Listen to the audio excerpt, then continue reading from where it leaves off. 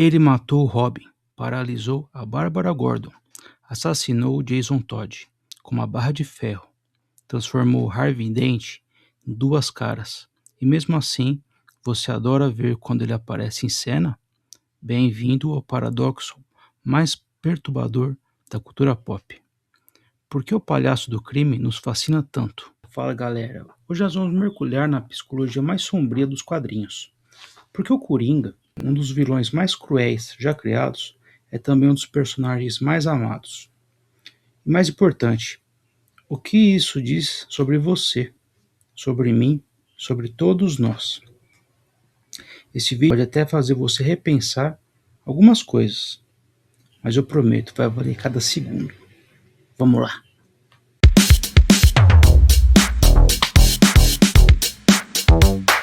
Tudo começa com uma mentira. A piada mortal de Alan Moore nos deu aquela origem clássica. Um comediante fracassado, a esposa grávida, morta, um dia ruim que quebrou ele. É uma linda história, não é? Trágica, quase injustificável. Mas tem um detalhe que todo mundo esquece. O próprio Coringa diz na HQ: se eu vou ter um passado, prefiro que seja um de múltipla escolha. Ele realmente admite que está mentindo. E nós compramos a mentira, porque queremos acreditar que há uma razão, que há lógica, que há humanidade nele. A genialidade do Coringa é essa. Ele nos vende a origem que queremos ouvir. Com Heath Ledger, as cicatrizes mudam de história toda hora. Com Joaquin Phoenix, é a sociedade sendo cruel, o deixando de joelhos. Ele é quase como um espelho, reflete de volta o que você precisa acreditar para poder tolerar uma pessoa como essa. Mas aqui vai uma verdade crua que ninguém quer admitir. Eu vou listar alguns crimes que ele fez nas histórias em quadrinhos, né? Aqui a gente não vai romantizar o personagem. Vamos ver apenas o que ele fez para entender quem é esse cara, quem é o Coringa de verdade. Morte em família.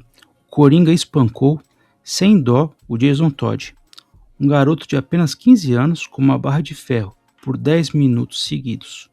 Depois ele explodiu o armazém com ele dentro e ainda mandou uma foto pro Batman depois de brinde.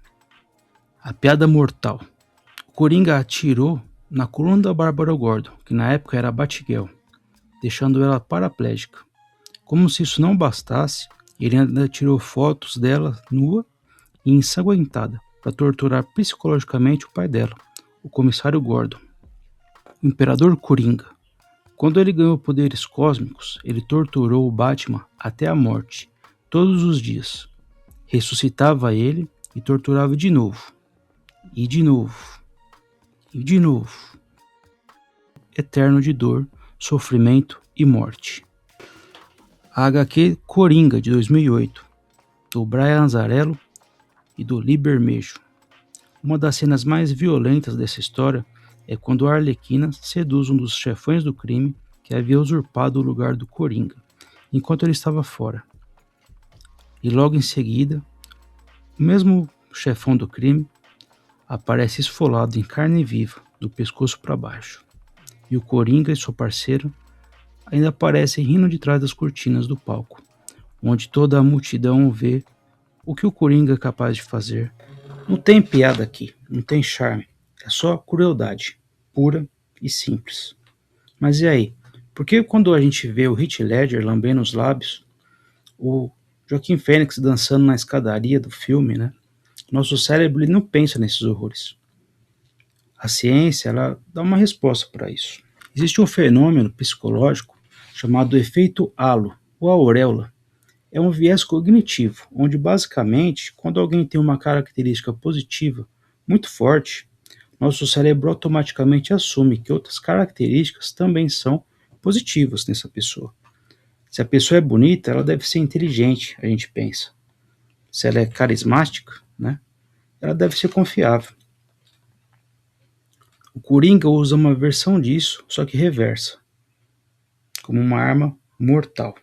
Quando a gente vê o Coringa, nosso cérebro pensa assim: nossa, ele é inteligente, né? Ele já deu um checkmate várias vezes no Batman ali, deixando ele encurralado.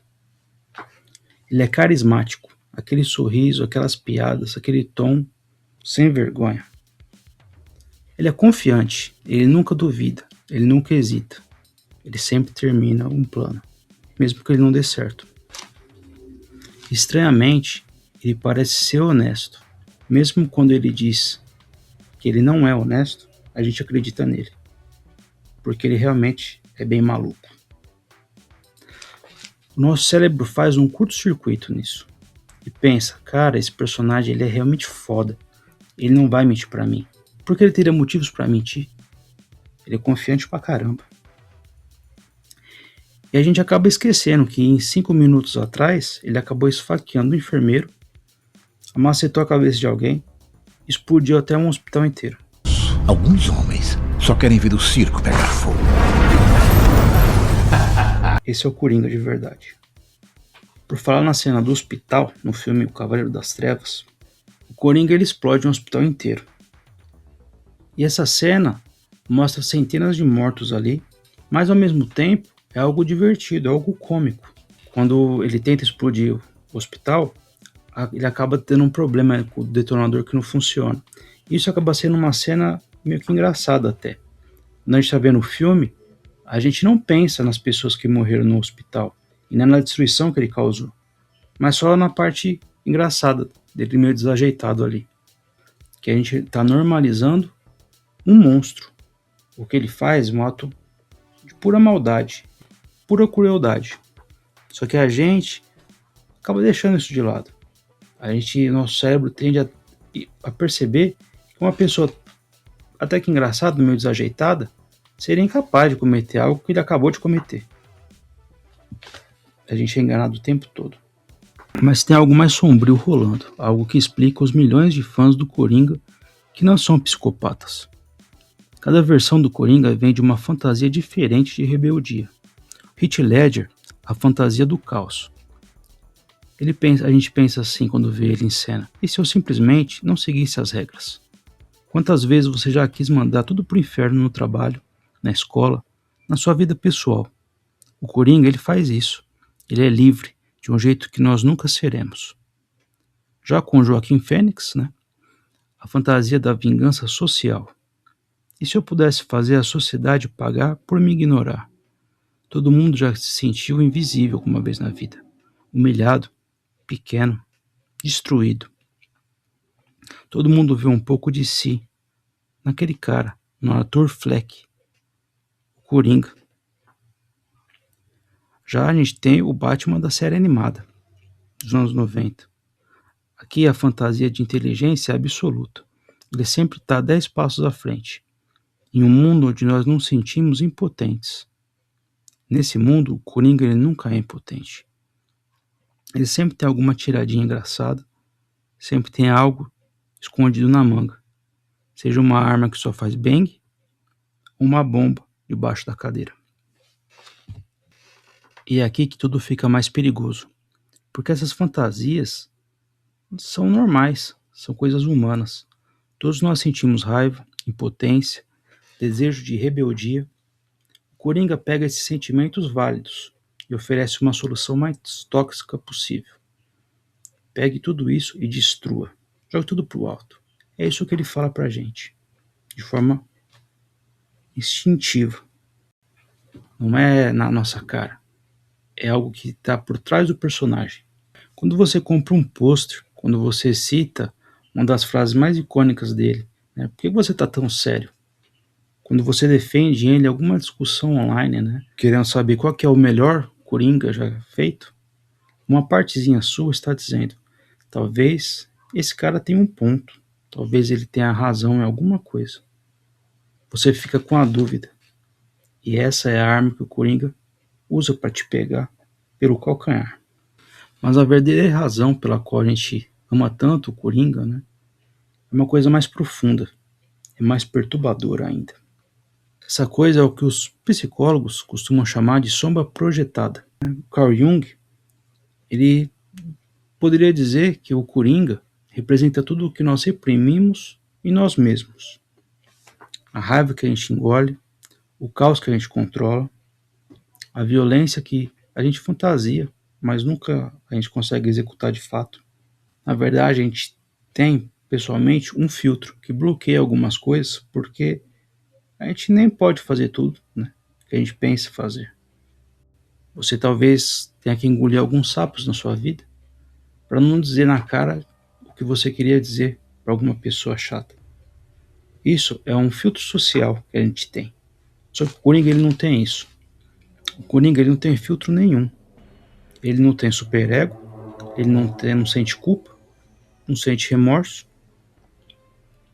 E de certa forma, isso, em algum ponto mais íntimo, mais secreto da gente mesmo, é algo até que libertador.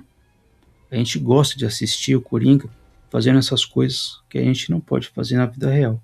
Dá até um certo prazer em ver ele fazer as atrocidades que ele comete, seja com Batman, seja com alguma outra pessoa ali durante a história.